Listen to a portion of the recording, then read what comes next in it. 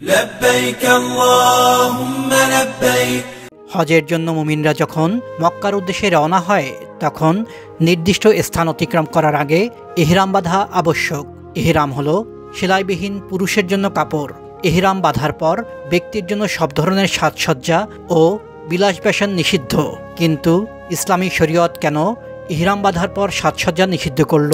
উত্তর হলো সাজসজ্জা ও বিলাস ব্যাসনে হজের উদ্দেশ্য পরিপন্থী। হজের উদ্দেশ্য মানুষের অহংকার, আমিত্ব ও আত্মপ্রদর্শন নিঃশেষ করে দিয়ে সব মানুষকে আল্লাহর বান্দা হিসেবে এক কাতারে নিয়ে আসা। ফলে মুমিন সাজসজ্জার পরিবর্তে ধুলিমলিন অবস্থায় আল্লাহর দরবারে হাজির হবে। আবদুল্লাহ ইবনে ওমর রাদিয়াল্লাহু তাআলা আনহু থেকে বর্ণিত, এক ব্যক্তি প্রশ্ন করল, হে আল্লাহ রাসূল, হাজিকে? তিনি উত্তর দেন, যার মাথার চুল আগোছালো ও জামা কাপড় ধুলিমলিত হয়েছে তিনিই হাজি।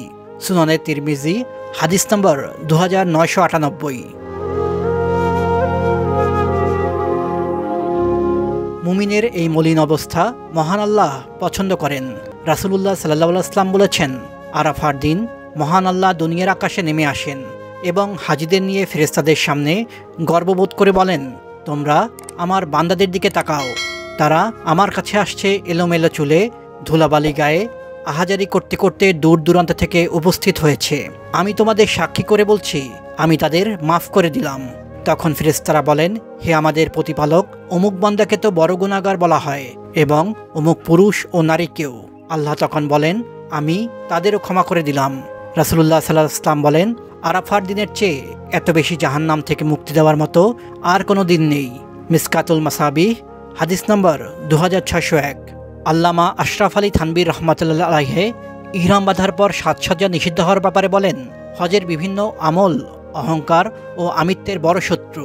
সাজসজ্জা ও সৌন্দর্য বর্জন করা, মাথা মুন্ডিয়ে দরিদ্র ও অসহায়দের সঙ্গে চলা, দুনিয়ালোভী আরামপ্রিয়দের সাহস বৃদ্ধির মাধ্যম হয়। এছাড়া আরামপ্রিয়তা ও অহংকার রাজা বাদশাহদের ধ্বংসাত্মক ব্যাধি, উন্নতির পথে অন্তরায়। আর দীর্ঘপথ সফর করা, স্বীয় আত্মীয় স্বজন, বন্ধুবান্ধব ও আপনজন পরিত্যাগ করা, সফর অবস্থায় শীত গ্রীষ্ম সহ্য করা, বিভিন্ন দেশের জ্ঞান, আচার আচরণ, বিভিন্ন ধর্মের এবং রীতির সঙ্গে পরিচিত হওয়ার মাধ্যমে তাদের অলসতা ও মানসিক সংকীর্ণতা দূর হয়।